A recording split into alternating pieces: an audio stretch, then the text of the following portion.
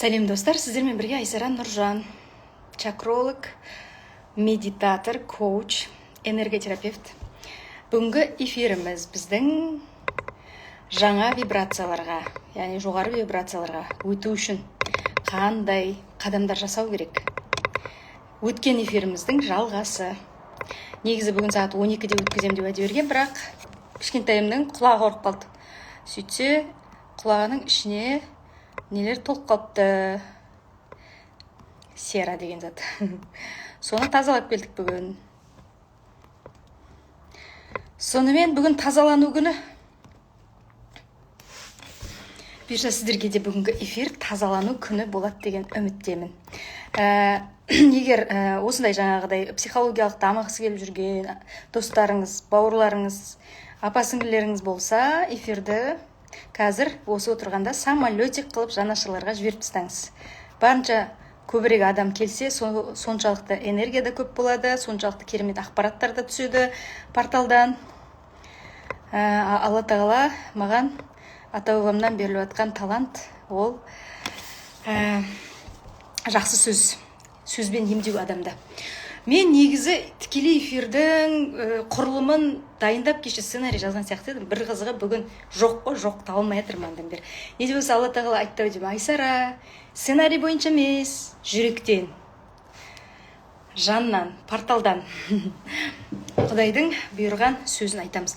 Енді достар, алдыңғы эфирде естеріңізде болса, жаңа вибрацияға өту үшін қандай дайындық керек деп айтып едім. Естеріңізде ма? Бүгінгі тақырыпты жазып жіберейін. Так, жаңа вибрацияға өту. Үшінші қадам. Алдында біз 2 қадамды айттық, естеріңізге түсірейік соны. Алғашқы 2 қадам қандай еді, достар? Және эфир кезінде де сол сіздердің жүректеріңізді сол халдерге түсірдім, естеріңізде болса. Давайте есімізге түсіп, тез жазамыз. Алдыңғы эфирге қатысқандар, белсенділер жазамыз. Сосын бүгін мен өзімнің марафонымның сатылымы болады. Осы эфирдің ортасында, сондықтан затын сатып кетті деп ойламай қойыңыздар. Себебі сіздерге тегін ақпарат беру үшін бәрібірде мен ақылы өнімдерімді сатып отыруым керек. Мысалға, біз бұл дүниеге келгенде өзіміздің әлемге қызметімізді көрсетеміз, әлем бізге оны ақша күйінде қайтарады. Сол сияқты сату деген нәрседен қашудың қажеті жоқ. Кім осы жерде сату деген нәрседен қашса, демек ол адамның денежный мышлениясы төмен деген сөз. Сондықтан денежный мышленияларыңызды прокачивать етіп жатырмын, бүгін айтып жатырмын. Бүгін сатамын марафонымды, 21 күндік жаңа мен марафоны 19 февральда басталады. Бірінші поток алдында өтіп кетті. Өткен жылы 24-дің аяғында керемет күшті отзывтар бар, қазір сіздерге көрсетемін. Нәтиже өте жақсы, кредитін жапқандар бар, күйеуімен қарым-қатынас реттелгендер бар, 50 жыл бірге отасқан күйеуі өмірі гүл сыйламайтын Маңғыстаудың адайы, сол гүл сыйлады өмірінде бірінші. Сондай керемет өзгерістер бар, бала-шағасымен қарым-қатынасын реттегендер, ата-енесімен татуласқандар бар, өзін тапқандар, миссиясын тапқан адамдар бар. Алдыңғы марафонның нәтижесі. Енді осы марафонда одан да күшті нәтиже күтіп тұр, себебі бізде марафонның программасы жаңарды. Бұйырса қазір айтам, медитациялар өте көп. Менің тыныштық медитация, тегін ютубтағы тыныштық медитациямның өзінен адамдар деген жан дүниелері тазарып, керемет сезімдерге бөленіп жатыр. Марафон кезінде нағыз мощный медитациялар болады. Марафон кезінде мощный медитациялар болады. Сондықтан да, марафонды сатам бүгін. Дайын болыңыздар. Бірақ оған дейін, сатқанға дейін сіздерді жаңа вибрацияларға қалай өтуге болады? Алғашқы 2 қадамды айттым, енді келесі 2 қадамды айтам. Давайте бірінші 2 қадамды есімізге түсірейік. Кім айтады? Ең бірінші, жоғары вибрацияға өту үшін не істеу керек? Ниет, ой, сана, керемет, молодец. Молодец, так, бекітіп қояйық. Өте керемет. Жоғары вибрация дегенімізне қысқаша айта кетейік. Қазір жердің вибрациялары, мысалға бұрындары тек 7-де 8 болатын болса, герц. Қазір резонанс, былайша айтқанда діріл, дауыс, жердің өзінің қозғалысы 70-тен асып кетті. 70-тен 90-ға дейінгі аралықта калибрация етіп тұр.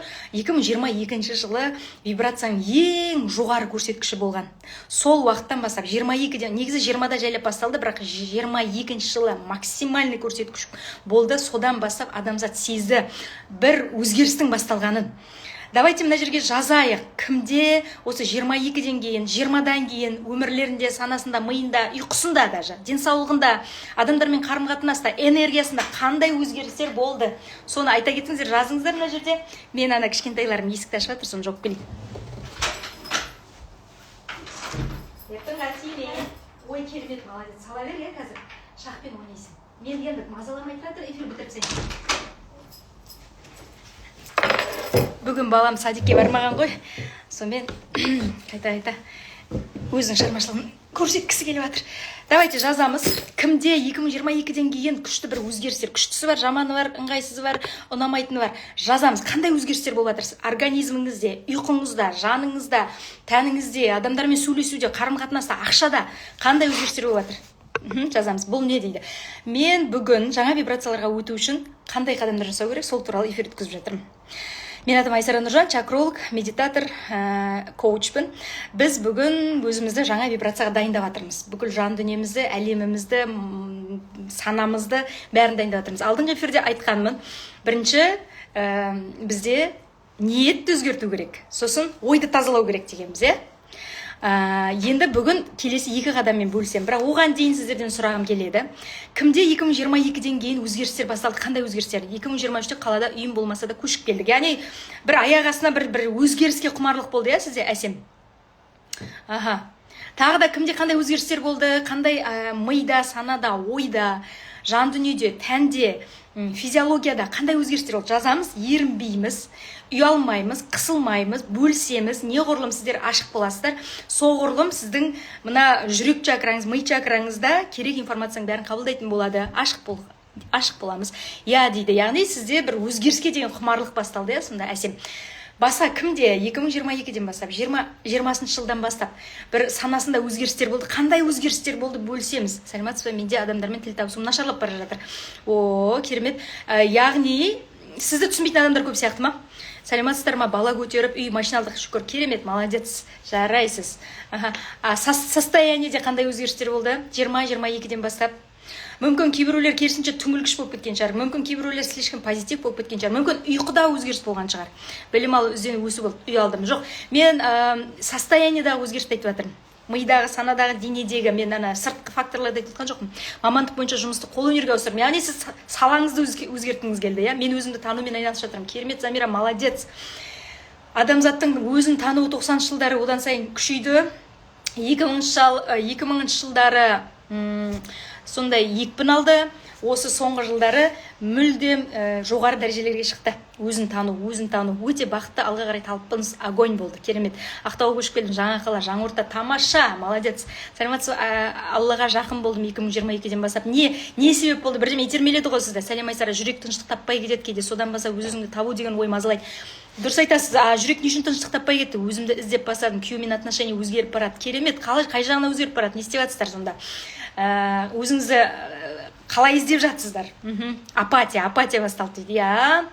Яғни шынымен де қарап отырсыздар, 20-22-ден бастап адамдардың сознаниясында, миында, денесінде көп өзгерістер басталған. Біреудің ұйқысы көбейіп кеткен. Кімде ұйқы көбейді, соны жаза кетіңізші. Біреуде керісінше ұйқы азайып кеткен. Біреуде настроение құбылмалы болып кеткен. Біреуде өзінің күнде өмір бойы айналысып келе жатқан мамандығын ауыстыруға деген ықылас пайда болған, Біреуде тағы да қандай қазір примерно қандай өзгерістер болып жатырғанын мен өзімнің подписчиктерімнен айтайын. Қазір мысалға біреулер айтады, түстер өзгерді дейді. Түстер көре бастады дейді. Мен өзімді таппай жүрмін. Бұйырса табамыз, Райгүл, маған келіңіз. Табамыз. Кімде түстер өзгерді? Андай әртүрлі бір қызық, түсініксіз, бір қорқынышты, мүмкін ерекше, бір қасиетті, бір белгісі бар символикалық түстер көре бастады. Менде ұйқы, шаршау, адамдардың көбісінің ұйқы басып кетті. Депрессия, апатия, не үшін өмір сүргенімді білмеу, өз адасу, не істеп, не қойып жүрген, осы уақытқа дейін жасаған заттың бәрінің мәні жоқ сияқты. Айсара, алдыңғы 2 вибрация қатыса алмадым, осы сабақ қатыса берсем бола ма? Әрине болады. Алдыңғы 2 вибрация, ол бізде бірінші ниетті өзгерту болды. Эфир YouTube-та тұр, мен сізге ссылкасын жіберемін, жазыңыз. Сол жерде ниетті өзгерттік, кәдімгідей эфирде отырып ниетті өзгерттік. Екіншісі ойды тазалау болды. Ойды тазалау медитация арқылы, мысалы, или ғибадаттар арқылы. Менде ұйқы көбейді дейді. Міне көрдіңіз ба? Біреуде ұйқы көбейген, біреуде ұйқы азайған. 2020 жылдың декабрінен басталды. Не басталды? Менде үйсіз қалдым, соған дұға оқып, Аллаға шүкір, үлкен үйіміз бар. Керемет, жарайсыз, молодец. Яғни сізді үлкен үйге әкелу үшін Құдай сізді үйсіз қалдыру керек болды. Себебі адам нәпсі деген нәрсе ұйқыбас, ол анау мынауға қозғала қойғысы келмейді. Сол үшін міндетті түрде Алла тағала оны езет, қинай, соғат, ұрат, өзінің мақсатына жетсін, оянсын деген мақсатта. Сондықтан кейде осы апатияларыңызда, сіздің өсіп қиналып жатқаныңызда, өсіп азапқа түсіп жатқаныңызда, өзіңізді таппай жүргеніңізде, өзіңізді таппай аласұрып, жаңағыдай елегізіп, бір болады ғой, сондай әртүрлі халдерге түсіп жүруіңіздің өзі, ол Құдайдың мүмкіндігі негізі, достар. Так, түс көру түсініксіз болып кетті дейді. Я, адамдардың түстері өзгерді. Түс көп көрем, я. Ми чакрасы ашылып жатыр, достар. Содан ол мидың шаршауы дейді. Мидың шаршауы. Не үшін ми шаршайды? Ой көп себебі. Сіз ойды тоқтата алмайсыз, әле. Сол үшін медитация соған пайдасы бар. Ойды тоқтату үшін, түнде ұйқы тыныш болу үшін, ұйықтап бара жатқанда немесе отырып, ұйықтардың алдында медитация жасаңыз. Менің тыныштық медитациямды бастап көріңізші. Соның өзі біраз көмектеседі. Жата берем дейді. Мен бір түсті жиі көрем, түсімде аша алатынымды біліп ұшқым келеді. Бірақ шалмау, көрдіңіз ба? Сіздің жаныңыз, рухыңыз шыққысы келіп жатыр бір түрмеден, бір футлярдан, бір шектеуден. Сіз соны шығара алмай жатсыз, босатпай жатсыз. Бірақ еркіндік дегеніміз ол нәпсінің еркіндігі емес, рухтың еркіндігі. Осы екеуін шатастыра алмау керек. Оның ара жігі өте тонкий. Түсіндіңіз ба? Еркіндік дегенге бәрі, нәпсіміз еркіндікке жібереміз, ойымызға келгенді жасаймыз. Күнәнің бәрін бұрқытамыз деп ойлайды. Жоқ, олай емес. Рухтың еркіндігі дегеніміз мына ойдан керексіз проблемалар, білмеймін, әртүрлі уайымдар, травма, обидалардан тұнып тұрған ойды тазартудан басталады. Рухтың еркіндігі. Мен ояндым, жарайсыз, жадыра, молодец. Сосын, режим, ұйқының режимі өзгерді, питание өзгерді көбісінде. Кішкене мына өмірді басқаша қабылдай бастады. Адамдардың көбісі әлсіреді. Дофамин өзгерді, адамдардың жаңа біреу жазды ғой, мен адамдармен сөйлесе алмаймын деп та. Себебі сіздің ортаңыз өзгергісі келіп жатыр. Ортаны өзгерту керек сізге. Түсіндіңіз ба? Медитацияны қайдан аламыз? Менде YouTube-та тыныштық медитациясы деген бар. Айсара Нұржан деген парақшаны ашып қараңыз. YouTube-қа жазылып алыңыз, күшті арасында сабақтар, медитациялар салып тұрам. Бірақ негізгі мощный медитацияларым бұйырса 19 февральда болатын, марафонда болады. Менде ол жерде травма медитациясы, арман медитациясы, ата-ана медитациясы, миссия медитациясы, тағы да не сондай жан дүние медитациясы, негатив медитациясы, тыныштық медитациясы, тағы да басқа тазалану медитациясы, тағы да сондай бір 10 шақты 20 шақты медитация болады. Сол жерде біз тікелей эфирде бірге байланыста отырып, сіздерді өздеріңіздің запростарыңызға қарай сол әлемге түсіру арқылы, трансқа былай айтқанда басқа измененное состояние ума или дельта состояниеға түсіру арқылы сіздердің шын қалауларыңызды анықтаймыз. Арман медитациясы арқылы сіз өзіңіздің шын армандарыңызды табатын боласыз. Сосын адамдардың денсаулықтары өзгерді. Біреуден онкология табылды, біреуден керісінше денсаулығы күшейіп кетті, біреудің тісі кетті, біреудің білмеймін көзі кетті. Жалпы адамдардың бәрінде бір өзгерісті сезіп жатыр. Бәріміз де өзгеріс сезіп жатырмыз. Бұл өзгеріс қай жаққа алып келеді? 2026 жылы астрологтар, нумерологтар, жалпы футурологтар, болашақты болжайтын адамдар айтып жатыр, дабыл қағып жатыр. 2026 жылы адамзаттың барлығына өте күрделі уақыт келе жатыр дейді. Өте күрделі уақыт келе жатыр. Қорқытқым келмейді. Просто адам сананы дайындау керек оған дейін. Яғни ояну керек. Осознанное состояние ума. Соған жетуіміз керек. Яғни біз бәріміз әр сәтімізді, әр секундымызды, мысалы қазір мен эфирде отырмын, мен эфирде отыруым керек здесь и сейчас. Мен сізбен біреумен сөйлесіп отырмын, мен сонымен сөйлесіп отыруым керек здесь и сейчас. Мен санасыз, бейсаналы, қалай болса ұйықтап жүрген адам сияқты өмір сүрмеуім керек. Мен әр сәтім ояу болу керек. Түсіндіңіз бе? Сол ояну үшін ең бірінші қадам ниетті өзгерттік алдында. Ойды тазалаймыз деп айттық. Медитация арқылы, менің марафоным арқылы, мысалға, ертең біз марафонда бүкіл травмадан, негативтен, проблемадан, реніштен, адамдарға ашудан, ызадан, өз-өзіңді жек көруден, және де қайғы қасіреттен, уайымнан, ақша проблемасынан, кредиттен, осы негативтердің барлығынан тазарамыз. Тіл, көз, дуа, және де жын, періден тазартатын медитациям бар. Кстати, сол медитацияны кешегі марафонда жасап бір келіншек кәдімгідей қоймай жасаған ғой, бір күні ваннаға мынандай қап-қара бір зат түсті дейді, ішімнен босап шықты дейді. Содан кейін кәдімгідей тазарып ішім кетті дейді. Содан кейін өзгерістер басталды дейді кәдімгідей өмірдегі. Жай бірден бәрі тек бүйтіп кеткен жоқ. Жай да. Одан бері енді біраз уақыт өтті, арасында жазып тұрады. Құдайға шүкір, состояние жақсы дейді. Күшті өзгерістер бар дейді. Бұйырса бөлсем дейді. Сондықтан достар, ең бірінші ниетті өзгерттік, енді ойды өзгерттік. Үшінші қадам не деп ойлайсыздар? Давайте енді сіздерге сұрақ. Әркім өз ойларыңызды айтыңыздар. Ниетімізді өзгерттік, жақсы, жоғары вибрацияға шығамын. Бүгіннен бастап өзіме жауапкершілік алам. Бүгіннен бастап жертва состояние, бала позициясынан шығам. Достар, білмеймін, мен қолымнан келмейді, не істерімді білмеймін деген бала позициясы. Анау кінәлі, мынау кінәлі, анау кінәлі деу бала позициясы. Үкімет кінәлі, президент кінәлі деу бала позициясы. Доллар өсіп кетті, мен қайдан ақша табам деген бала позициясы. Мен өзім миссиям таппай жатырмын деген бала позициясы. Тағы да не бар? Анаған ренжіп қалдым, анаған көңілім толмайды, анау деген бала позициясы, жертва позиция. Соның барлығынан шығып біз өткен сабақта ниетімізді өзгерткен болатынбыз. Енді бүгінгі сабақта үшінші қадамы не деп ойлайсыздар өзгерістерге?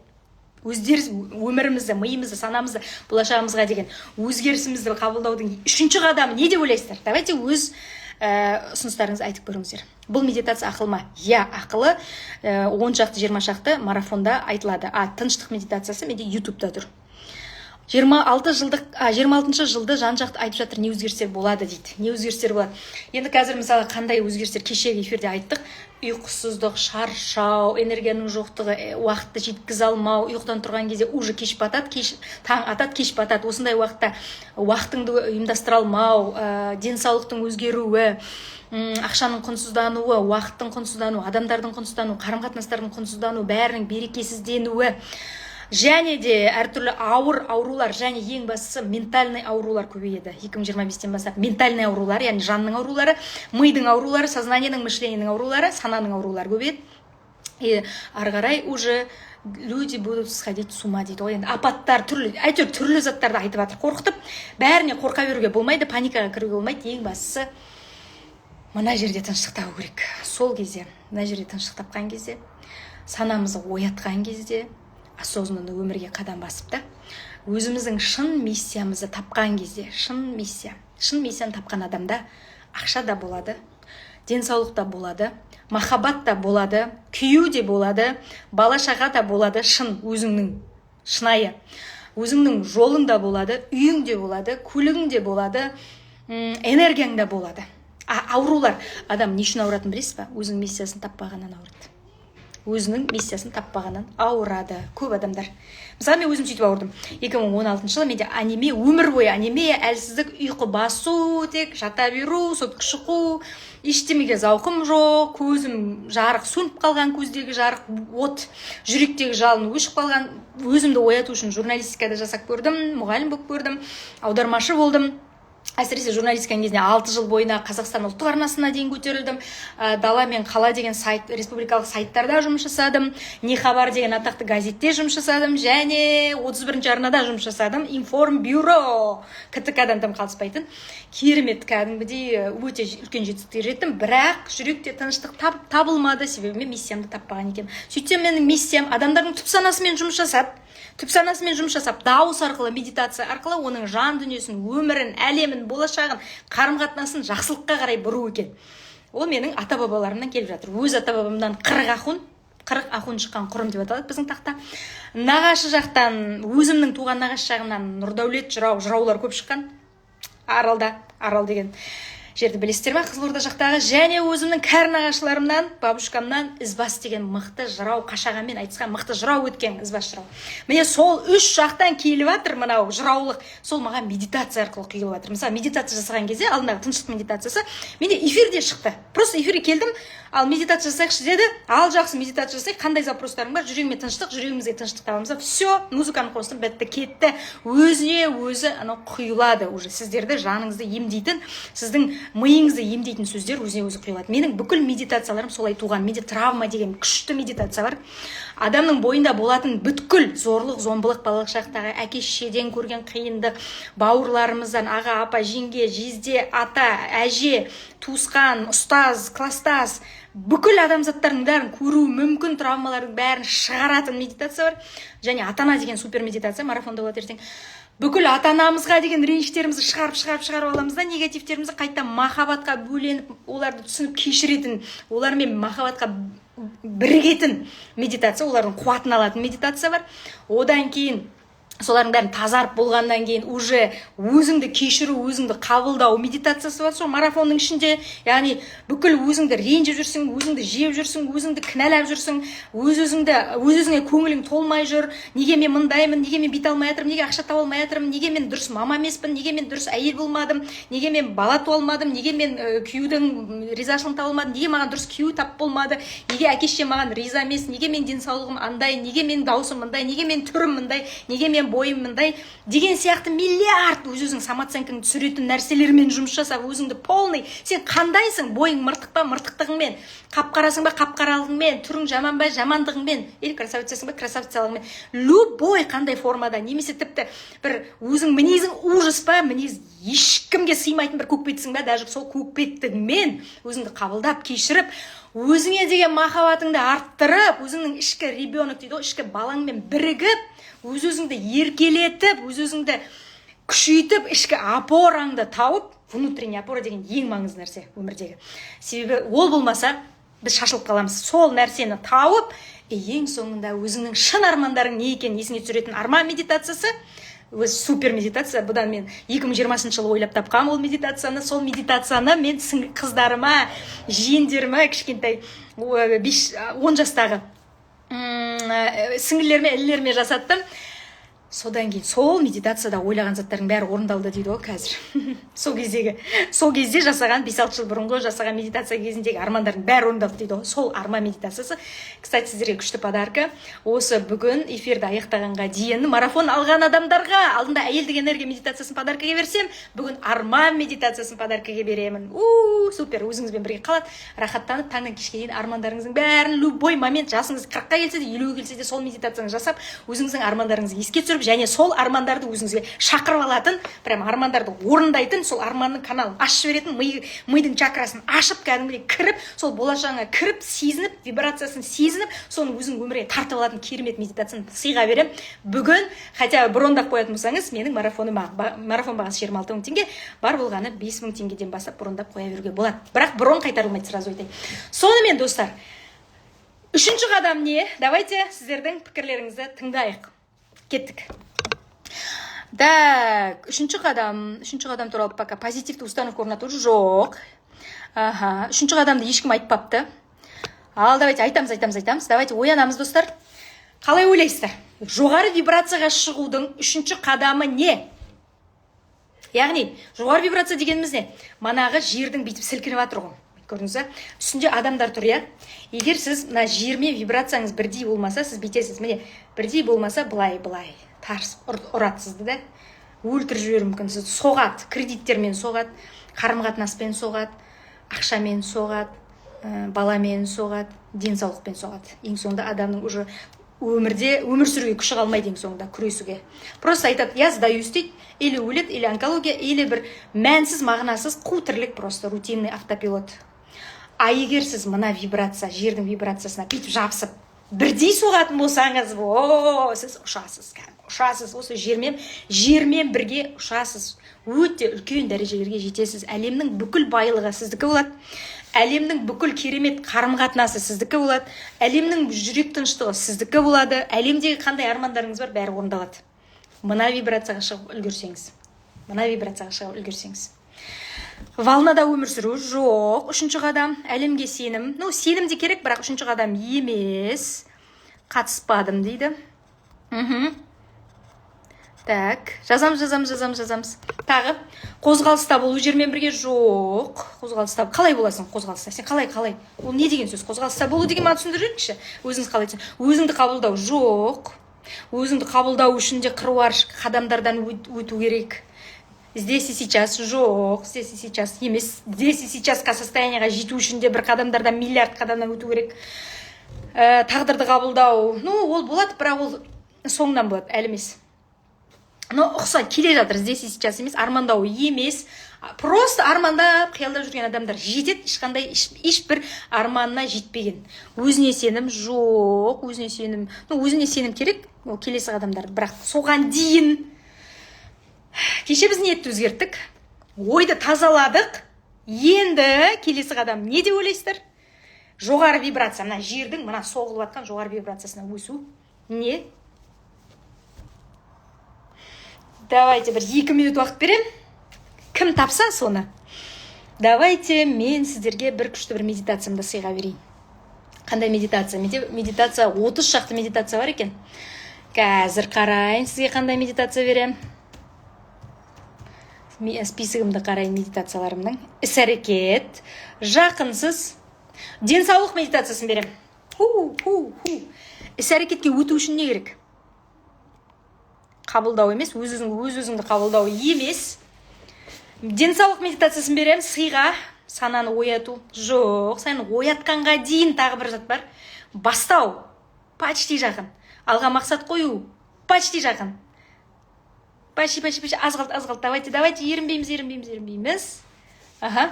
Бүгін мен өмір сүру жоқ, қазір нәзір ғой да, здесь и сейчас ол емес. Тағы да, кімде қандай идея бар? Жазамыз, ұялмаймыз, қысылмаймыз. Бүгін мен өмір сүру емес. Денсаулық медитациясы деген менде медитация бар. Прям соны жасағаннан кейін сіз кәдімгідей денсаулығыңыз рахаттанып, жақсарып, мүмкін арықтайсыз даже. Давай, сөйтейікші. Екінші аты бұның арықтау медитациясы. Мақсат қою. Негізі денсаулық медитациясы емес, арықтау медитациясы деу керек. Жоқ, арықтау емес. Сымбат. Атын қалай атасам болады? Короче, сымбатты болу медитациясы қайсысы өтеді адамға? Денсаулық медитациясы. Денсаулық деп общий қарай салады екен да. Мына медитацияны жасағаннан кейін арықтайсыз. Миды тазалау. Жоқ, миды тазалауды айтып тастадық уже кешегі сабақта. Ол екінші қадам. Әрекетке жақын. Не, әрекет жасағанға дейін адам не істейді? Давайте, кім арықтағысы келеді? Кім фигуристі болғысы келеді? Жоспарлау, жоспарлағанға дейін не істейді?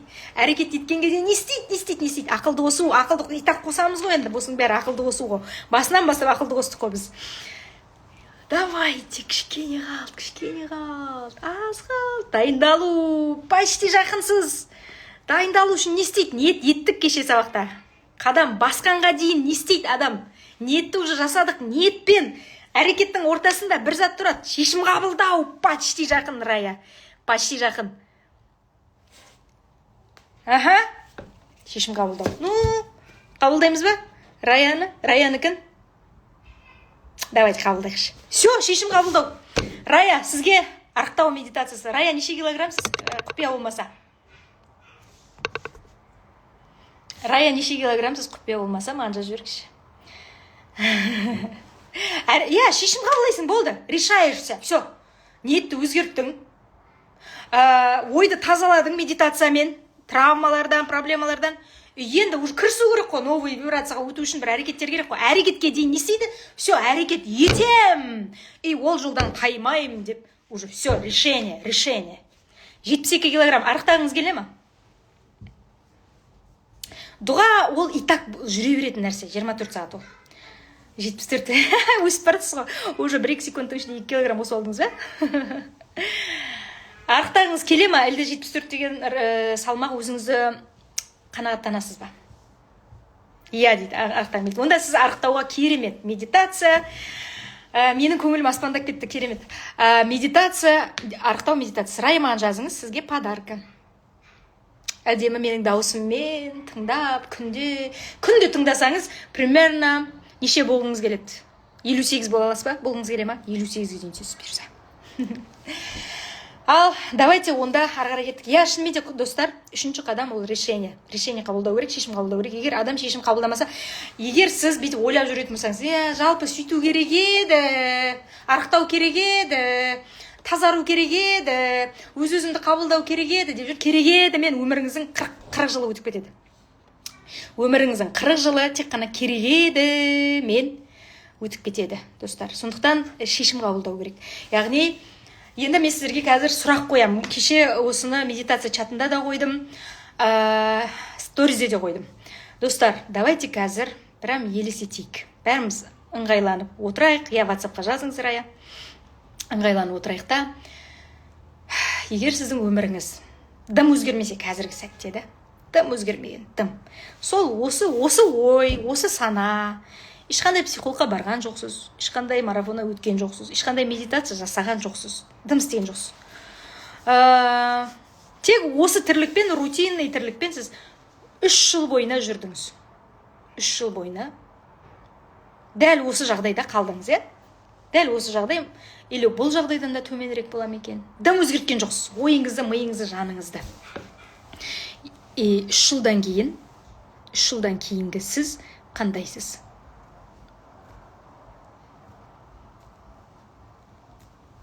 Енді мен мысалға, егер қазіргі жағдайымда қалып қоятын болсам,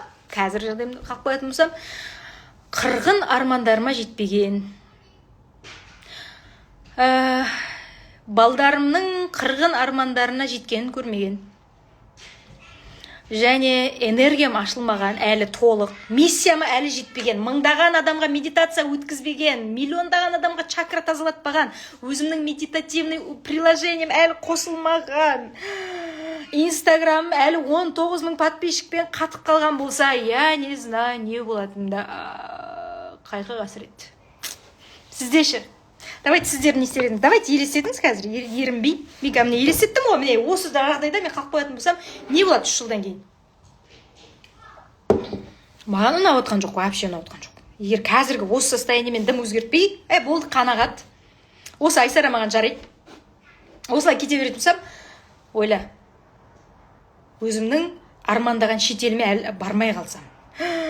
Мәссаған, мен қаншама шетелге барғым келеді, мен деген Балиге барғым келеді әлі, медитация жасағым келеді сол жаққа барып. Қалайша мен Балиге бармаймын. Мен Алтайға барғым келеді, сол жақта да медитация чакра тазалағым келеді. Мен ретриттер өткізгім келеді, мен мыңдаған адамға медитация өткізгім келеді, мен деген онлайн бар, офлайн бар. Мен 6000 адамға крокус сияқты залда өзімнің медитативный кешімді өткізгім келеді. Сонда соның бірде біреу болмай ма не? Ужас. Онда катастрофа. Мен үшін ол катастрофа. Сәлеметсіз ба? Өзгеріс болмаса, выгорание болады, өмір қызықсыз көрінеді, ешқандай ұмтылыс жаңару болмайды. Сіз ойламаңыз деп ойлаймын, сіз өзіңіз айтыңызшы, жадыра. Сіз қараңыз, өзіңізден бүйтіп алыстап тастадыңыз да. Алыстап тастадыңыз, маған қатысы жоқ. Жоқ, мен өзгерем ғой бәрібір деп. Сіз реальностьті қабылдауыңыз керек қой. Өзгермей қалған жағдайда тыныш, өзгермей қалған жағдайда не болады? Өзгермей қалған. Ертош, мен жұмыс жасап жатырмын, бара тұрыңдар. Тура сол қалыпты болар. Тура сол қалыпты болмайды, достар. Кері кетеді адам. Егер біз қазіргі состояниемізді өзгертпейтін болсақ, қазіргі ойымызды, санамызды, қазіргі жағдайымызды, қазіргі денежный мышлениемізді, или вообще жалпы мышлениемізді жаңартпайтын болсақ, оятпайтын болсақ, санамызды қозғамайтын болсақ, ешқандай дамымайтын болсақ, өз-өзімізге инвестиция салмайтын болсақ, білімімізге инвестиция салмайтын болсақ, санамызды оятатын әрекеттер жасамайтын болсақ, психологқа бармайтын болсақ, травмалардан ажырамайтын болсақ, қорқыныштармен осылай өмір сүре беретін болсақ, негативтермен өмір сүре беретін болсақ, осы кредит әлі төлекпей жатқан болсақ, мысалға да, кредиттің үстіне тағы да кредит ала бересіз ғой, ол анық қой. Кредит деген нәрсе ол ауру сияқты. Бір кредит 5 кредитті тартып алатын әдеті бар. Сондай энергетика. Қазір 21 ғасыр энергияның заманы, достар. Сондықтан энергияға өте сақ болу керек. Бір рет кредит алдың ба, ол басқа да 10 кредитті тартып алады өзіне. Сол үшін ең бірінші кезекте энергияны ашу үшін кредиттерден толық құтылыңыздар. Көп нәрседен қалып қойған, шаршаған, еш нәрсеге жауқы жоқ, ұйықтап тұрып жүре берем дейді. Ата-анамен сөйлесу техникасынан кейін бум мықты өзгеріс болды. Айтпақшы, Мако, сіз мен сеансымды алдыңыз, Кеше біз Макомен керемет чакраларды тазалап, травмадан арылып, күшті болып, бүгін уже бум өзгерістер болып жатыр дейді. Көрдіңіз бе, бір күннің ішінде. Ой, өрсім өзгерді, 2 жылда жаба алмай жүрген қарыздарым. Кеше 12-сі бір күнде жабылды. Мако, неге айтпай жатсыз? Молодец, супер, супер. Кеше жабылды ма бүкіл? Ой, не болып кетті? Не болып кетті? Жақсы, енді ғалама осындай сый беріп тұрман қараңдар. Бірден басылып кетті. Осы өзгерістер тек бастамасы екен білем, алда арман көп. Мако, рахмет, сіз мен сеансымдан кейін, Мен сеансымдан кейін сөйттіңіз, Керемет, мен сіз үшін өте қуаныштымын шынымен. Яғни чакраларды ашу, тазалау, өзіңнің травмаларынан арылу, адамдарды кінәлаудан шығу, біреуге қырсығудан шығу, сөйтсе бүкіл армандарды орындаймын екен, кредиттерден шығарам екен. Мен қуанып жатырмын қазір.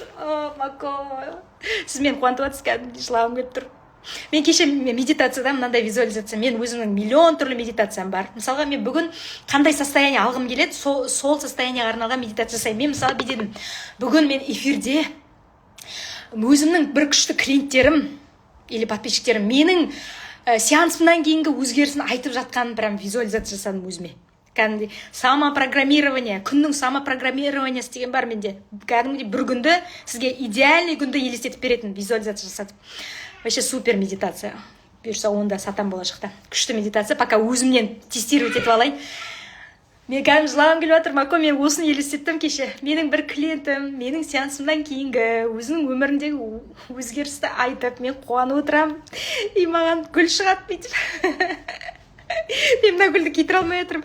Жақсы, Алла тағаланың ғаламның сыйы шығар деп қабылдап отырмын. Қабылдаймын. Наверное, я выгляжу глупой, да? Бірақ қуаныштан мен деген кәдімгідей жарылайын деп отырмын. Рахмет, Мако. Бір күннің ішінде кредиттерім жаптым дейсіз ба? Жаным сол. Қандай күшті. Достар, көрдіңіз ғой, чакралар тазалағаннан кейін, бір сеанстан кейін, бір күнде миллион жарып түсті дейді. Жаным сол, Мако. Сіз үшін өте қуаныштымын. Шынымен де.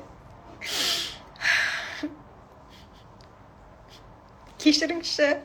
Мен өзім клиенттерімнің қуанышын көрген кезде прям бар ғой, өзім соның 10 есесіне жеткен сияқты қуанамын ғой. Жаным сол. Молодец, молодец, молодец. Жарайсыз. Қандай чакраны тазалайды? Өсіп күніне Мако сияқты бір күнде миллион жарым қолыңызға түскен қаласаңыз, просто бүкіл чакралар тазалайсыз. Әсіресе асқазан, құйымшақ, жатыр чакраларын тазалайсыз. Өте қуаныштымын, керемет қой дейді. Маған да сол чакралды тазалау керек. Достар, енді как раз реті келіп тұр. Қазір бұйырса бір техниканы берем. Оған дейін бұйырса 19 февральда менің 21 күндік марафоным бұл. Достар, шынымен де бұдан кейін мен өйтіп 21 күн бойы марафон өткізбеймін. Потому что мен қазір Астанаға келіп жатырмын, новый қадам, продюсермен жаңадан жұмыс, сол үшін көрейік бір-бірімізді деген мақсатта ғана осы марафонды алдық. Және бағасы да өте приемлемый баға. Алдағы уақытта менің техникаларымнан мыңдаған адамдардың өмірі өзгеріп жатыр. Оларды кейс қылып оформлять етеміз. Мако, маған келіңіз бұйырса. Сізді кейс қылып оформлять етеміз, сізді әдемі қылып түсіреміз студияға, бірге сосын қыдырамыз. Мако, мен сізге күшті сыйлық дайындап қоямын, келіңіз Астанаға. Осы сіздің жетістігіңіз үшін бір күннің ішінде. Алла тағала.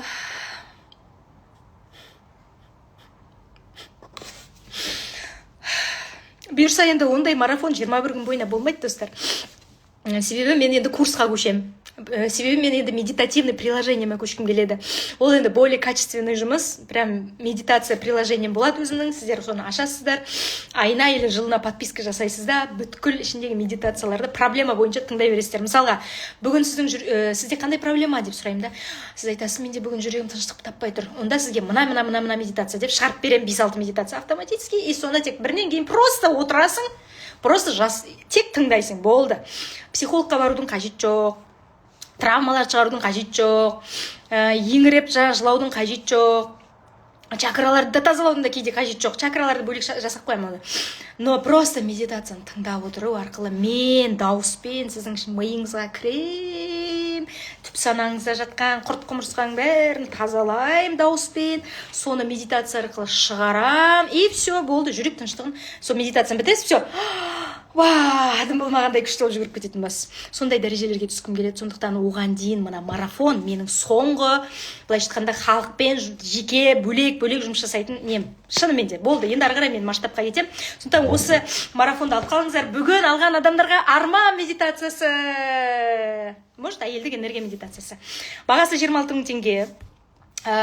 Ішінде бүкіл травмалар тазалаймыз, бүкіл негативтер тазалаймыз, жаңа Мако сияқты чакралар тазалаймыз, бүкіл ата-анамен біргеміз махаббатқа. Жаңа Мако ата-анаға біріккеннен кейін болды.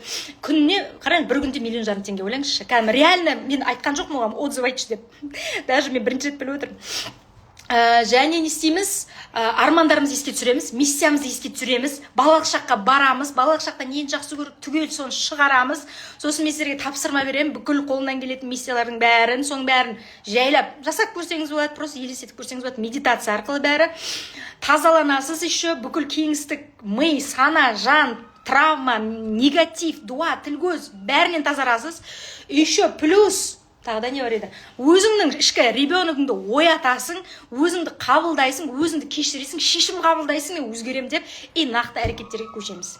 Алдыңғы марафоннан менің осы марафонның ерекшелігі нақты әрекеттер болады, миссия тауып кетеміз осыдан кейін, достар. Бронь қалай жасауға болады? Міне мына номерге 878 134 82 31 номеріне 5.000 теңгеден бастап 26.000 теңгенің аралығында любой ақшаны, бұрын қайтарылмайды, бірақ любой ақшаны аударасыз. Мен сізге арман медитациясын осы марафон біткен бойда жіберемін, өзіңізге мәңгілікке сақтап аласыз, таңнан кешке дейін тыңдайсыз. Менің өзімнің даусыммен арнайы сіз үшін жазам, арнайы сіздер үшін, соны алған адам үшін жазам, бөлек студияда. Мен балалық шаққа бара алмаймын, трансқа түсе алмаймын. Трансқа түсесіз, Рая, потому что біз деген бәрін тазалаймыз түгел. Тұзға шомылатын да жаттығулар бар ішінде, тапсырмалар. Бүкіл үйіңізді, пространствоңызды бәрін тазалайтын жаттығулар бар, тапсырмалар. Жайлап 21 күн бойына асықпай. Еще күнде аффирмациялар болып тұрады. Мен күнде сіздерге аффирмация жіберіп тұрамын. Сол аффирмацияны тыңдап, уже өзіңіз соны айтып, уже примерно 10-шы күнінде сіздің сознаниеңіз уже басқа Рая болады. Себебі аффирмацияның ерекшелігі, әсіресе бір ерекше әдемі, әсерлі дауыспен айтылған аффирмация адамның сознаниясына кіріп, мышлениясын өзгертіп, реальностьті да өзгертеді екен. Сондықтан бүгін менде медитацияны өмірінде бірінші рет жасап көрген адам сразу трансқа кірді. Сондықтан мен медитациямда трансқа кірмейді деген почти жоқ. Әкем, ата-анам, ата-бабам артында тұрған кәдімгідей сезіндім, сезінесіз бе, кәдімгідей әке-шешемнің жылуын құшақтаған сезім бұйырса. Мако, сіз осы марафонға келесіз ғой, одан сайын сезінесіз соның бәрін. Миссияңызды есіңізге түсіресіз, одан сайын содан ақшаңызды вообще күшейтесіз, ақша чакраңызды ашасыз. Қарақалпақстан Республикасынан сәлем. Валлахи, бұл шынайы өзгеру себепші болатын сабақ болды. Иншалла, керемет. Бұдан да үлкен өзгерістер күтіп тұр сізді, Мако. Өте қуаныштымын сіз үшін. Мако, давайте кейс болыңызшы маған. Ал достар, сонымен қазір сторизге де салам. 24 сағаттың ішінде менің осы марафоныма бронь жасап қойған адамдар, уже біреу түсті, Каспиден, керемет. Бронь жасап қойған адамдар, маған жекеге жазыңыз. Бронь жасап қойған адамдар 26.000 теңге, яғни 5.000 теңгеден бұйырса, менің арман деген супер медитациямды алады. Арман медитациясының қандай пайдасы бар? Менің 10 жасар жиенім сол медитацияны жасап, өзінің миссиясын тапты. Қазір енді сол 10 жасар жиенім, мен қазір соның бөлмесінде отырмын. Гонщик профессиональный. Тың-дың. Көрдіңіз ба? Мынау соның профессиональный гонщикпен айналысатын компьютері. Так что это реально арман медитациясынан кейін миссиясын тауып кетеді адамдар, даже кішкентай 10 жасар балаға дейін. Так, енді сонымен, достар, решение қабылдау керек. Егер сіз решение қабылдамасаңыз, яғни мысалға, бүгін осы марафонға қатысам деп решение қабылдасаңыз, өмірімді өзгерте аламын, міне, Мако сияқты, екінші оплата кетті, жарайсыз. Алғашқы 10 адамға ғана бұл арман медитациясы беріледі. Если жоқ, маған арман медитациясы емес, әйелдік энергия десеңіз, ауыстырамыз соған. Әйелдік энергия деген мощный медитациям бар, сол медитацияны жасағаннан кейін менде деген қырғын қыздар звондап жазды ғой, Айсара ханым, жігіттер мен артынан пачками ходят деп. Народный барма дейді. Так, нәсіп, мен сізге жекеге жазайын, сосын мен карточканы жіберем, да? Народный жоқ сол. Осы карточканың несі бар еді, бірақ оны қалай табар екен, қазір қарайыншы. Табалсам жіберем осы жерге. Сол әйелдік энергия медитациясынан кейін бір келіншек айтады ғой, күйеуім деген менің мазамды алып жатыр, Айсара ханымнан жабайықшы деп. Сол медитациядан кейін, әйелдік энергия медитациясынан кейін не энергически ашылып кетеді да, уже күйеуінің әйеліне деген махаббаты күшейіп кетеді ғой, прям не могу без тебя жить деген кәдімгідей прям бір ғой. Не только өмірде, но и жатым бөлмеде де. Сондықтан осы медитациядан кейін қаншама адам көтерді өзінің күйеуінен керемет махаббатпен. Тәтфә уже минимум 2 баланы білем осы медитациядан кейін уже естеген туылған. Сондықтан давайте, достар, или әйелдік энергия медитациясын таңдасаңыз болады, бірақ арман медитациясы ол да вообще мощный, күшті медитация, вообще супер айтады, любой арман орындалады анадан кейін.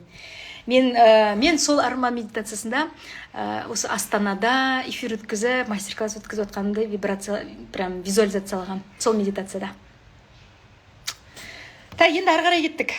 Сонымен, достар, егер сіздер решение қабылдадыңыздар ма, бұл жасау керек енді. И артымызға қарамаймыз. Все.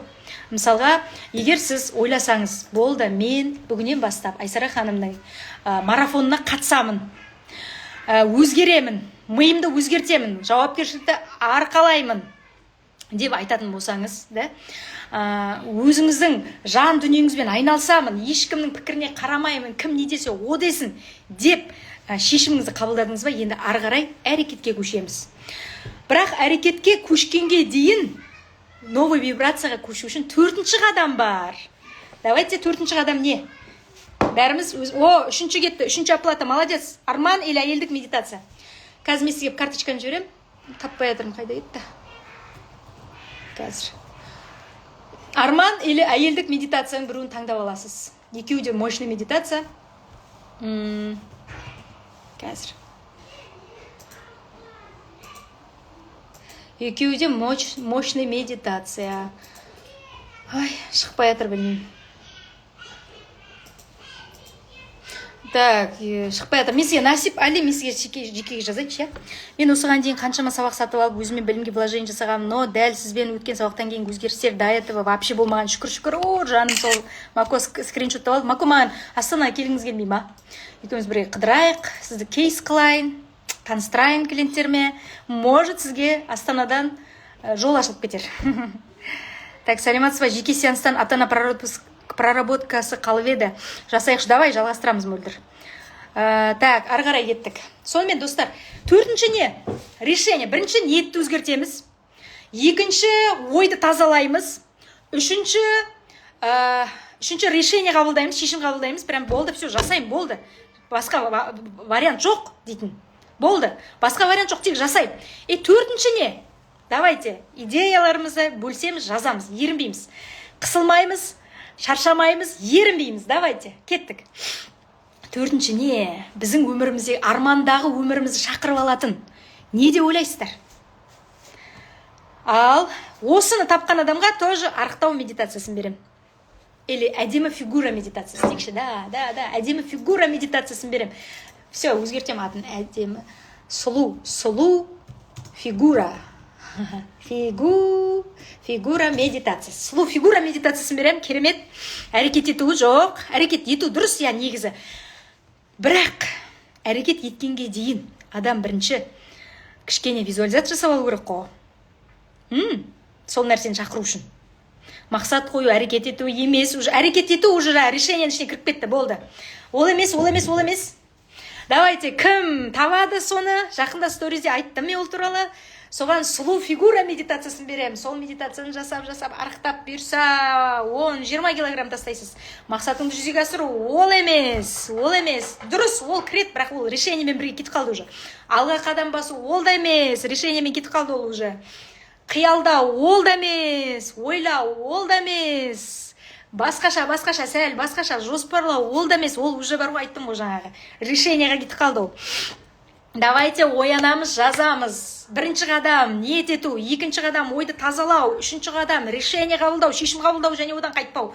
Әрекет ету оның ішіне кіреді. Төртінші қадам не? Санасын тазалау. Ол емес. Санасын мана екінші қадамда тазалап тастадық уже.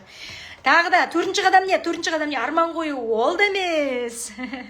Ал, давайте, кім арықтағысы келеді? Не деуса бұл бұйырған адамға беріледі. Действие. Ол да емес.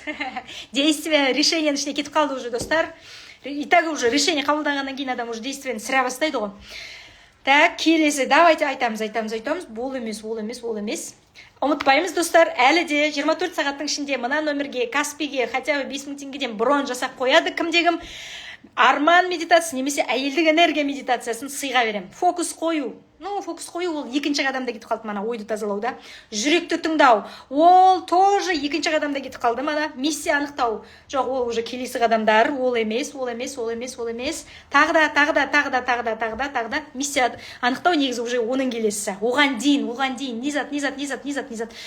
Давайте. Кстати, миссия анықтау ниетке де кіріп кете алады. Жүзеге асыру, соңына жету жоқ. Таппадыңыздар ой деймін. Сдаетесь? Жеңілдік деп айтыңыздар, сосын айтам. Жоқ, жеңілмесеңіздер варианттар. Так. Эфир қатып қалған жоқ па, достар? Дауыс бар ма? Плюс жазып жіберіңізші. Так, жеңілдік. Так, чем-то келеді. Мако, жақындап келатсыз, молодец. Алдыңғы 3 қадамды қайта айтыңызшы. Так, алдыңғы 3 қадам. Бірінші біліп алайын, дауыс бар ма? Болды. Алдыңғы 3 қадам. Бірінші, ниетті қою. Яғни, мен төмен вибрацияларда жүрмін. Мен жоғары вибрацияға шығуым керек. Ол үшін мен өзгеруім керек екен. Ол үшін мен Айсара ханымның жаңа мен марафонына қатысуым керек екен деп ниет етесіз, Себебі Айсара ханым осы уақытқа дейін 5000, уже 6000 адамдың өмірін, тағдырын өзгертті. 6000-нан астам адам өзін тапты, миссиясын тапты, бала туды, күйеуімен қарым-қатынасын реттеді, или тиран байдан құтылды, тиран енеден құтылды деген сияқты, Міне Айсара ханымның жаңа мен марафонына ниет еттім, все, барам. Екінші, күмәндар жеңе бастайды. Может, ол марафон көмектеспесе, может, бірдеме. Ойды тазалайсың отырып алып, Айсара ханымның ютубтағы тыныштық медитациясын жасайын. Может, жақсарарым дейсің, күнде медитацияны жасай бересің, тап-таза болып жаның тынышталады. Ой, оның бәрі құр уайым екен ғой дейсің. Все, тынышталды жүрек. Үшінші, все, енді қашан барсам екен? Айсара ханым қашан басталады? 19 февральда. Все, мәңіз бронь, мәңіз ақшасы, кеттік, давайте. Мен дайынмын, қаяқта өтеді, мен дайынмын. Бүкіл сабақты қабылдап алуға дейді, решение қабылдайды. Все, уже ол әрекет уже, решениенің ішіне әрекет кіреді. Енді әрекетті бастадық. Айсара ханым марафонына кірдіңіз, уже жасаватсыз, бәрі жүріп жатыр, медитация жасаватсыз. 4-ші қадам не? Өзіңнің арманыңдағы өміріңді шақырып алу үшін 4-ші қадам не? Қадам жасау. Қадам уже жасап тастадыңыз, ниет ету, өзін қабылдау. Жоқ, болды, жеңілдім деп айта қойыңызшы, болды, айтам. Алды айте, 1, 10-ға дейін санайын. 10-ға дейін санаған ішін таппасаңыздар, сұлу фигура медитациясы далаға кетеді. 2, сенім емес. 2, 3,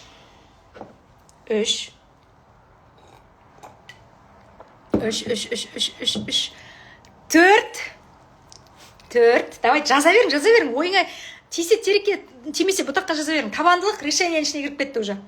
Намектаңызшы. Жаңа Мако, сіз дұрыс тауып кетсіз, жеңілдік дегенге келеді. Нәтиже, ол уже соңғы қадамдар. Табандылық та тоже соңғы қадамға кіреді негізі. 5, арманың орындау, қадам басу, жеңілдікке келеді, әрекет, шешім шығарамын, ол емес. 6, өзіңнен сұрақ қою, ол емес. 6, медитация. Ол мана 2-ші қадамға кіріп кетті медитация. Ол емес. 7, так, 3 қалды, давайте. Арықтау керек, давай, арықтаңдар. Жеңілдеу. Жоқ, жеңілдеу, низат қалай? Жеңілдегеннен кейін қандай, не болады? Жеңімпаз не қалайтыны? Жоқ, 8. Жоқ, результатты ол соңынан, ол әлі емес, ол келесі қадамдар. План жоқ, ол решениенің ішіне кіріп кетті. 9. Қап десеңші, арықтағыңыз келмей ма ешкім? Кеше сторизді айттым мен, сторизімді кім күшті қарап жүрген. Чакра тазалау, ол мана 2-шісіне кіріп кетті. Арман мақсатқа жету, ол мана 1-шісіне кіріп кетті. Жеңіл қабылдау, оны басқаша қалай айтуға болады? Тыныштық басқаша қалай айтуға болады? Мен басқаша қалай айтуға болады тағы да? Кеше сторизде айттым осыны. Мен сторизімді күнде өткізбей қарайтын адамдар білет бұны. Ал 9 кетіп еді, енді 9,5. Гимнастика дейді, жоқ, гимнастика емес. 9,5. И 10. Мако негізі жақында едіңіз, но ничего. Мако, қорқпаңыз, бұйырса марафонның ішінде арықтататын медитация бар. Ол дайынсыздар ма? Плюс қойып жіберіңіз, дайын болсаңыздар, құлақтарыңызды ашып. Короче, өзіңнің армандағы өміріңді шақырып алудың 4-ші қадамы ол состояние. Яғни хәл табу. Состояние. Яғни адам, мысалға қараңыз, сіз бай болғыңыз келе ма? Қазір ғалымдардың бәрі айтып жатыр. Жаңағы физиктерде айтып жатыр. Барлығы айтып жатыр. Егер сіз бай болғыңыз келе ма, сіз уже бай адам сияқты өзіңіз ұстаңыз дейді. Сондай хәлде жүріңіз дейді. Егер сен, білмеймін, бақытты болғың келе ма, сен уже бақытты сияқты, уже сол хәлді ұстаныңыз дейді. Хәл, дұрыс айтасыз, хәл. Егер сен, білмеймін, балдарыңмен тату-тәтті өмір сүргің келе ма, сен уже балдарыңмен тату-тәтті сияқты өзіңді ұста, сол состояниені тап дейді. Егер сен білмеймін, күйеумен бақытты, білмеймін, шетелде қызмет етіп жүрсің, саяхаттап жүрсің ба, сен уже шетелде саяхаттап жүрген сияқты мәз болып жүр дейді. Сол состояниеға келтір өзіңді. Сол состояние келтір. Көрдіңіз ба, достар? Сезіну ғой, сол состояние ғой. Сол сезіну ол тек бір ғана пункті, ол состояние оның ішіне бәрі кіреді, қыруар зат кіреді. Яғни егер біз өзіміздің состояниемізді өзгерте алатын болсақ, біз өмірімізді өзгерте аламыз. Түсіндіңіз ба? Бұрындары мышление, ниет, намерение бәрі главный роль атқаратын еді. Қазір 21 ғасырда энергияның заманында, эра водолейдің кезінде состояние ең маңызды рөлдерді атқарады. Ең маңызды рөлдердің бірін атқарады. Конечно, ниет ешқайда кетпейді. Бірінші ниет бәрібірде, екінші ойды тазалайсың, чакра тазалайсың, үшінші решение қабылдайсың. Все, Айсара ханымның марафонына барам, состояниемді өзгертем, ниетімді қоям, бойымдағы травма, мако сияқты травма, реніш, негатив, обида бәрінен шығам. Өзімнің апатиямнан шығам. Макосыз апатиядан шықтыңыз, жалқаулықтан шығам, шаршаңқылықтан шығам болды. Айсара ханым медитациясының ішінде миллион медитация бар. Соның бәрін бір-бірлеп жасайым. Сосын состояниемді табам. Вот, көрдіңіз ба, достар? Менің марафонымның ең күшті пайдасы сіздерді состояниеға алып келеді. Мысалға, егер сізге денежный мышление керек па, асқазан чакрасын ашу арқылы біз уже сізді бай қыламыз состояниеңізді. Уже мына жерге информация келеді. Мен уже баймын. Мен уже бақытты, мен уже күйеуіммен қарым-қатынас күшті. Түсіндіңіз ба? Міне Мако айтып жатыр, апатиядан шықтым дейді. Кеше біз чакрамызды тазалағаннан кейін апатиядан шықты. Апатиядан шығу жолы бірінші, Айжан ханым, бірінші ниетті өзгертесің. Сізде ниет өзгермей тұр, сіз бар ғой, қайта-қайта андан біресе мында, біресе мында кетіп қалып тұрсыз, ниетіңіз жоқ сізде. Өзгерем деген прям. Екінші, ойды тазалайсыз Айжан ханым. Медитациямен, чакра тазалаумен, менің әртүрлі травма, жаңағы психологиялық проработкалармен. Үшінші, решение қоясың. Все, енді өзгерем мен. Баяғы Айжан жоқ енді. Басқа Айжан. Деп решение қабылдайсың. И төртінші, сол состояниені табасың, шақырасың. Мако айтады, менің сеансымнан кейін ұйқыдан жеңіл оянам дейді. Жаным сол. Сүйіп алайын ба? Күшті керемет. Сол сәттегі халің деп жазып едім. Айгүл, сол сәттегі халің деп жүр көрмей қалдым, ренжімеңізші. Берейін сізге. Ойбай, мен ешкімнен аямаймын. Шынымен де жазды ма Айгүл деген ханым? Көрдіңіз бе? Мен көрмей қалдым почему-то. Бірақ мен ешкімнен аямаймын, мен жомартпын. Мен жомартпын, жар нұрына алса екен деп барша жан. Шәкәрім атамыз айтпақшы. Мен медитацияма сараң емеспін. Просто заслужить еткен, конечно, күшті. Просто так, ол медитация оңайлықпен келсе, оның қадірін білмейсіз. А вот еңбекпен келсе, оны қайта-қайта жасайтын боласыз. Сұлу фигура медитациясы Айгүл Әуелбековнаға кетті сыйға. Неше килограммсыз, неше килограмм болғыңыз келеді, Айгүл ханым? Немесе мен марафонма келіңіз, ол жерде арықтаудың бүкіл комплексный подходы бар. Маған да беріңізші дейді. Нәсібелі, марафонға келсеңізші. Аямаңыз өзіңізден. Қараңыз, біз бүйте ойлайды, біздің қазақтар байықсы келеді, бірақ өзіне инвестициядан аяйды. Мысалға, менің неше жылдан бері парақшаны көріп жүрген адамдар, мен дәм болсын су сатпайтынымды біледі. Дәм болсын өтірік кітаптардан оқып алған заттарымды сіздерге айтып бермейтінімді біледі. Дәм болсын өзі өткізбеген заттарды айтпайтынымды біледі. Мен бәрі менің өзімнің бойымнан өтіп, осы қиындықтардан өтіп, осы кедейліктен, осы жертва состояниедан, өз-өзіңді кінәлаудан, өз-өзіңді жеуден, өз-өзіңді жек көруден мен енді семіз болған жоқпын, бірақ мен слишком сүйек сияқты арық болдым. Сол сүйектіктен, жаман отношениялардан, білмеймін, қарым-қатынас, дұрыс емес қарым-қатынастардан, миссия таба алмаудан, өз-өзіңді жоғалтудан, иллюзияға кіруден, басыңды анда, отқа да, тасқа да бәріне соғудан, анемиядан, әлсіздіктен, апатиядан, шаршаңқылықтан, түнімен ұйқының бұзылуынан, неше рет оянатын едім түнде мен. Травмадан, жақсы көретін адамдардан айырылудан, қайтыс болған адамдарды жібере алмаудан, не заттағы да. Менде енді кредит болған жоқ, но қарыздар болды, ақшасыздық болды, тотальный ақшасыздық болды. Ақшасыздықтан, кедейліктен, кедейлік мышлениядан, Құдай-ау, тағы да не, өз-өзіңе затты аяудан, или білмеймін, тағы зат. Короче, сол кілең, қырғын катастрофаның бәрінен шыққан адам ретінде біледі адамдар, менің подписчиктерім, клиенттерім, что мен өтірік суды сапырып, сіздерге ештеме сатпайтынымды. Ойбай.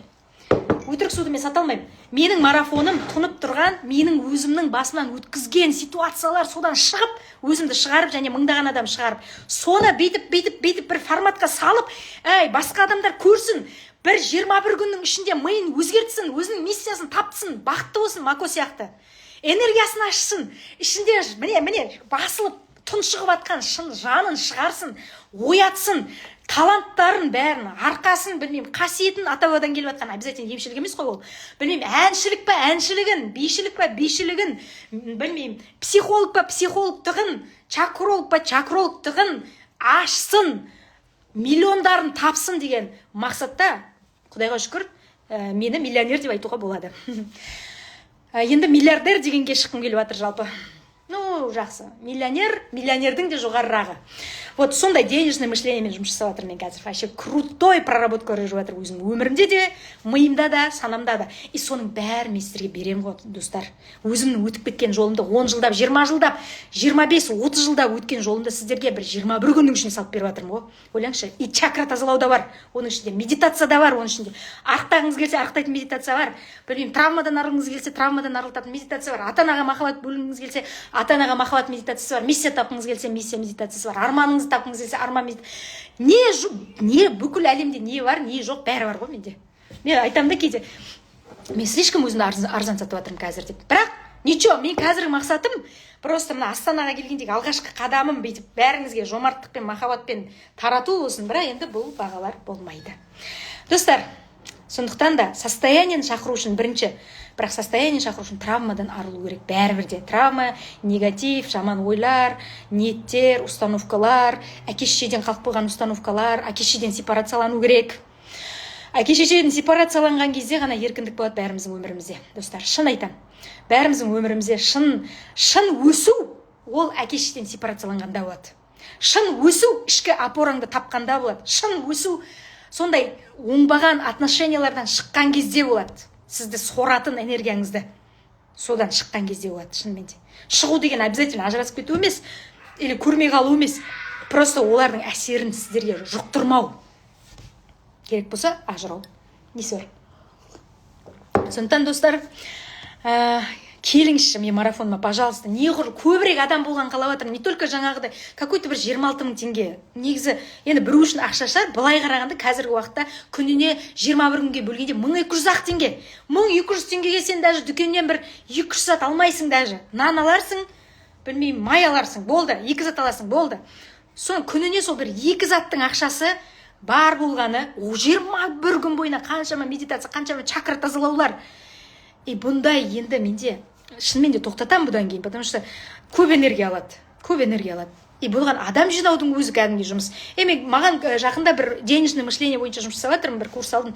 И сол жерде айтады да, неғұрлым сен арзан сатасың дейді, соғұрлым сен шаршайсың дейді. Соғұрлым сені қадірлемейді дейді, соғұрлым сатылмайды дейді. Шынымен де екен. Неғұрлым сен миллиондап қоясың, сол кезде күшті сатылады дейді. Сондықтан әрине мен де енді санасыз, ойсыз тек бүйтіп қоя бергенді ұнатпаймын, бәрін есеппен дұрыс жасағым келеді. Но дегенмен де достар, мына марафонда барынша көбірек адам, барынша көбірек поток, қырғын адам, бәріміз бір бағытта, бір ниетте өзіміздің өмірімізді, жүрегімізді, санамызды, ойымызды тазалау мақсатында, миссиямызды табу мақсатында біріккеннен кейін міндетті түрде біздің ниетіміз орындалады. Сол үшін барынша көп адам келсе екен деп марафонды қойдым. Ең бірінші осы Астанадағы қадам ретінде. Егер қазір 24 сағаттың ішінде ертеңге дейін, хотя бы бұрында қоятын болсаңыз, арман немесе әйелдік медитациясын сыйға берем. Күшті медитация.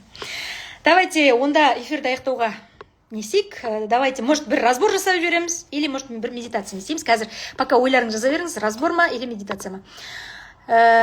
Сұрақтарға бір қарап жүрейін. Күшті, керемет дейді. Так. Барлығын кешіріп полный шығарған кезде азанда өте жеңіл болдым дейді. Медитация күшті, жарайсыз. Қашан басталды? 19 февральда басталады марафон. Сол ренжіп бастаған кезімді байқа, дүр, бала состояние түсіп баратсың деген сөзім ұран болып алды, молодец. Алла қаласа айлық алайын дейді. Нәсіп, хотя бір 5000 теңге лақтырып жүрсеңіз, сізге жаңағы арман медитациясы сыйға беріледі. Жаным дейді, сіздің ұстазыңыз кім? Менің ұстазым көп.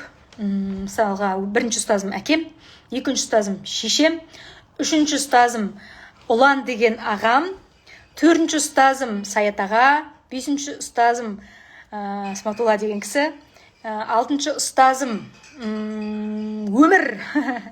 Сондықтан ұстаз көп менде, құдайға шүкір. Мен жыл сосын орыстардан ұстаздарымды айтатын болсам, Юля деген қыз болды, Саша деген қыз болды, орыстардан Александра деген қыз болды. Короче, орыстардан да ұстаздарым көп. Мен айтып тұрмын, мен Миша деген Тимочка деген кісі болды. Короче, менде ұстаздарым көп. Мен деген ешқашан білімнен тайынбайтын адамын. Постоянно білім алып, ұстаз деп жүретін адамын. Не жайлы айтып жатсыз? Не жайлы айтып жатырмын, бәсе, қыздар айтыңызшы. Жоқтың бәрі бар десекші, сол ғой. Ата-анамен сөйлесіп, оларды рухани жанында құшақтаған сезінудің өзі чего стоит, сабақтың ең кереметі. Я, сол ғой, жаным-ау дейді. Тіркелгім келеді, бірақ қарызға батып кеттім. Қарыздан шығасыз, Ақгүл. Міне жаңа Маку айтты ғой, бір күнде бүкіл қарыздарын жауып тастадым деп. Бір күнде чакрасын тазалағаннан кейін 1,5 миллион ақша қолына түсіп, иншалла, тіл көзден аман, бүкіл қарыздарын жауып тастады. Менің бір қызым 4 миллион қарызын бір аптаның ішінде, бір чакра тазалады. Бір аптаның ішінде Құдай бір рейтинг келтіріп, анда мыннан каналдардың бәрін ашып, саудасын күшті жүргізіп, 4 миллион қарызын жүргізді. Сондықтан Ақгүл, егер сіз мен до конца басынан бастап дұрыс медитацияларды шын жүректен беріліп, сеніп жасайтын болсаңыз, уәде беремін, әуелі Алла, гарантия. Егер примерно 1 жылдың ішінде қарыздарыңыз қайтарылмаса, мезге ақшаңызды қайтарып беремін.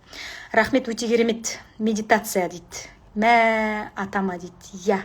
Арқаннан түскен жүкті сезіну, тамағына түйілген өксікті шығарып, бойыңдағы ауыртпалықты ойша сезіне отырып алып тастаудың өзі керемет сезім. Айта алмайым, прям бомба дейді. Молодец, Мако. Рахмет, жаным сол, Мако, қуантып жатыңыз кәдімгідей. Мен кеше медитацияда осыны визуализациялап едім. Сіз екен ғой. Ата же, егер сіздің әке-шеше сияқты баққан болса, я, олар да саналады. Давайте онда сұрақ, эфирді аяқтамас бұрын бір разбор жүргізейін ба? Әлде бір кішкентай ғана, күрделі емес, кішкентай ғана бір медитация жүргізейін ба? Шешім қабылдау бойынша. Кішкентай.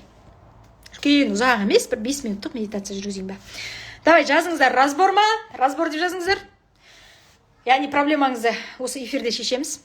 Или медитация ма? Медитация деп жазыңыздар. Решение медитациясы болады. Шешім қабылдау медитациясы. Медитация, бәріне медитация ұнаған екен ғой. Шын менде медитация ұнаса, мен марафоныма келіңіздер. Лаура тіркелді мен марафоныма. Лаура, айтпақшы, сіз бірінші марафонға қатыстыңыз, я? Қандай өзгерістер болды, бөлісе аласыз ба? Ақгүл айтады, медитация дейді. Алдында бәрі разбор сұрап еді, бүгін медитация сұрап отыр. Хорошо, қабылданды. Ал, онда дайындаламыз. Так, музыка керек па? Соны айтыңызшы. Алдында бір рет музыка эфирдің кезінде мешать еткен екен, кейін тыңдасам. Сол үшін музыканы ойланып отырмын, керек па, керек емес па? Медитация дейді, бәрі медитация сұрап отыр. Хорошо. Тағы бір адамнан Каспиге. Молодец, жарайсыз. Арман және әйелдік медитациясы сізге сыйға беріледі. Құттықтаймын. Жазыңыздар маған, чектеріңізді жіберіңіздер, сосын айтыңыздар, маған әйелдік медитация керек, маған Арман деп. Кеше сізді тыңдап, бүгін ораза ұстап, күшті болып жүрмін, керемет. Жалпы, менің сеанстарымнан кейін тастап кеткен намаздарын қайта қолға алған адамдар примерно 10-дан асады. Сондықтан ол вообще әдемі. Жай қоссаңыз дейді. Хорошо. Давайте музыка таңдайық. Мына музыка қалай? Шешім қабылдау. Күй жіберсеңіз дейді. Так, мен ешқашан күймен жасап көрмеппін. Көреміз ба? Әлде музыка дұрыс па?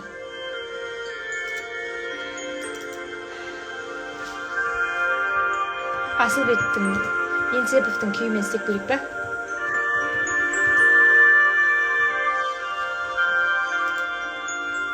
Музыка дейді.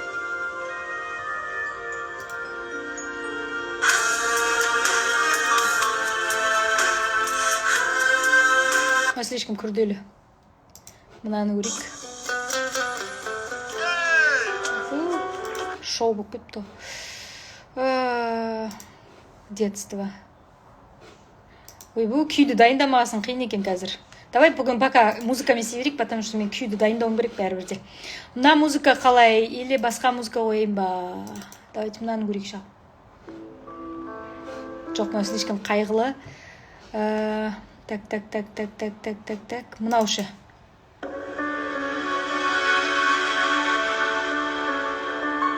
қалай мына музыка? Басайын ба даусын?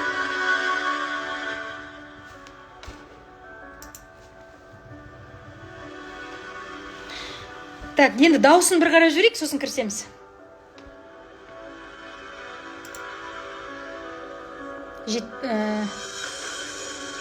Норм дейді.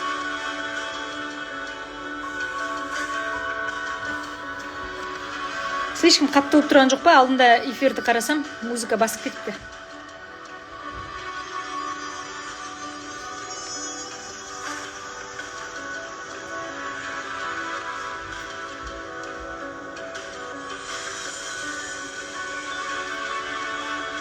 Бұл теңіздің жағасына бармаймыз бүгін. Бүгін теңіздің жағасына бармаймыз.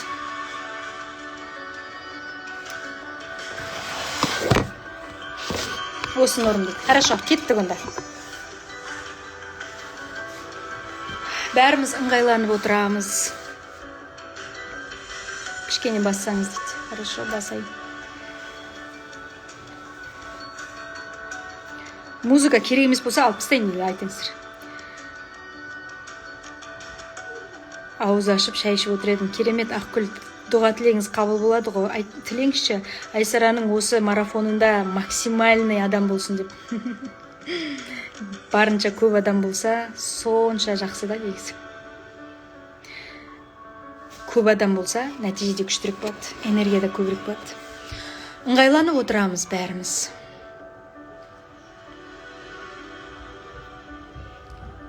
Барлығын ұмытамыз.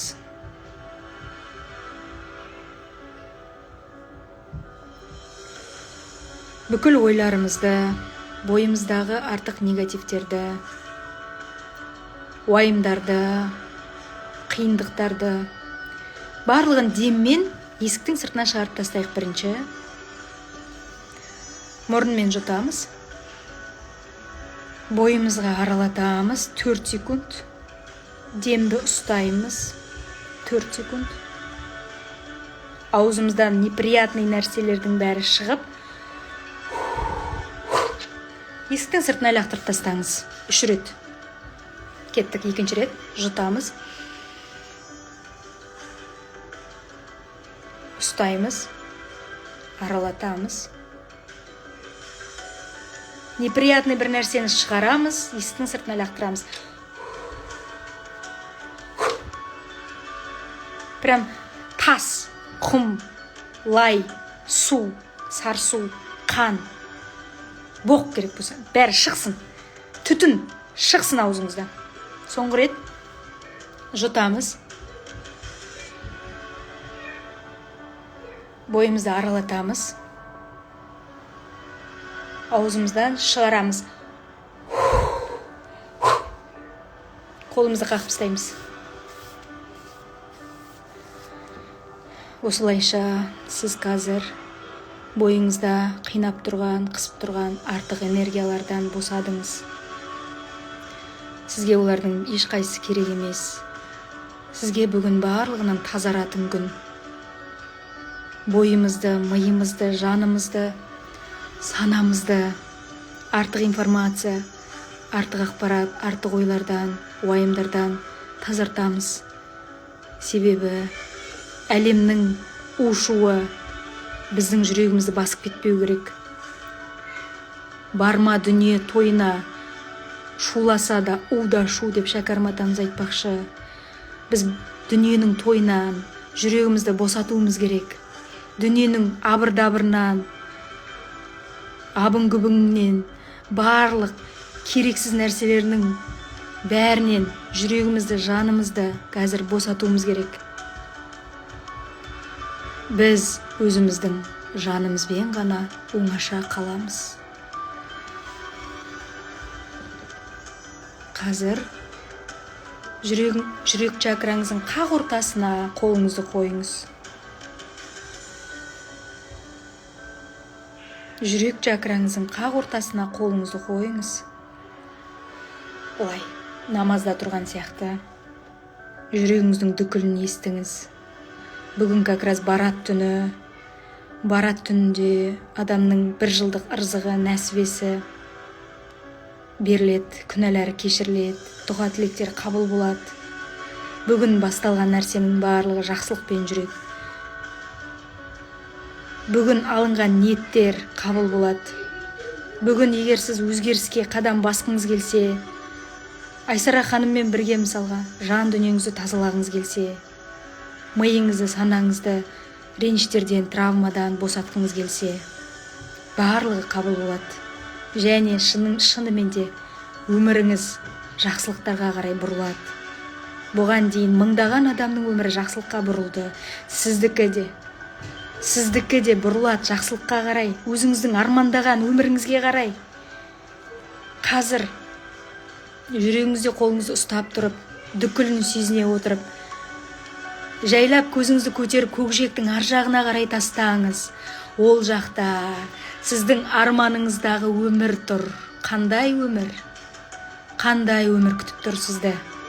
Бүгіннен бастап санаңызды өзгертсеңіз, жаныңызды өзгертсеңіз, шешіміңізді өзгертсеңіз, әрекетіңізді өзгертсеңіз, сізді қандай өмір күтіп тұр?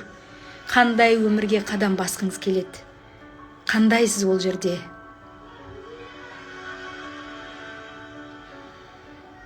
Бақыттысыз ба? Энергиялысыз ба? Қуаныштысыз ба? Жарыңызбен біргесіз ба? Балдарыңызбен біргесіз ба? Ата-анаңыз бар ма? Бауырларыңыз бар ма? Ақшаңыз көп пе? Миссияңызды таптыңыз ба? Жұмысыңызды таптыңыз ба? Саяхаттап жүрсіз бе? Жоқ әлде адамзатқа қызмет етіп жатсыз ба? Айырмашылық жоқ. Сіздің жолыңыз сіздікі, басқа ешкімдікі ұқсамайды. Сіздікі ешкімге ұқсамайды, ешкімдікі сізге ұқсамайды. Сіздің өзіңіздің уникальный жолыңыз бар. Өзіңізге, болашағыңыздағы өзіңізге бір қараңыз. Бір қараңыз, әбден содан күш алыңыз, қуат алыңыз. Қуаныңыз, күліңіз, мәз болыңыз, сезініңіз әр клеткаңызбен, миыңызбен, шашыңызбен, қылдарыңызбен, жүрегіңізбен, ойыңызбен, санаңызбен, денеңізбен, бәрімен. Айтасыз, бүгіннен бастап мен осы өмірге жету үшін ойымды, санамды, миымды жақсылыққа қарай өзгертемін деп шешім қабылдадым. Және бұл шешімімді өзгертпеймін. Ешкім мені бұл шешімнен адастырмайды.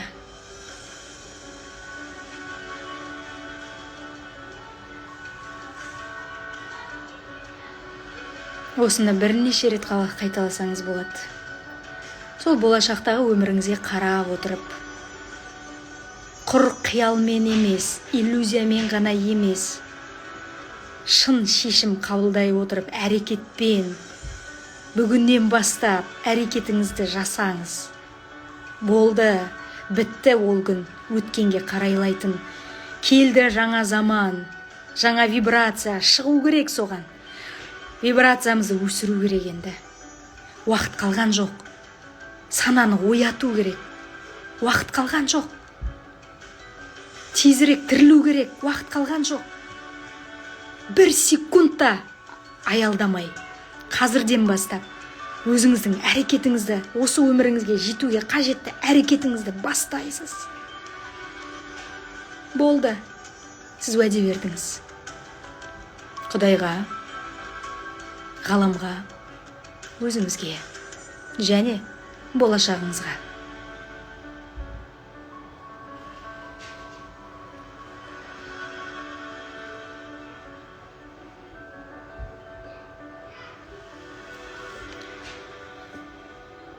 Жайлап оянамыз. Бері қарай келеміз Айсара ханымның қасына. Әсерлерімізді жазамыз. Қалай? Бұл шешім қабылдау медитациясы. Достар, мен сіздерге қызық айтайын, жаңа ғана туды. Сіздердің запростарыңызға қарай.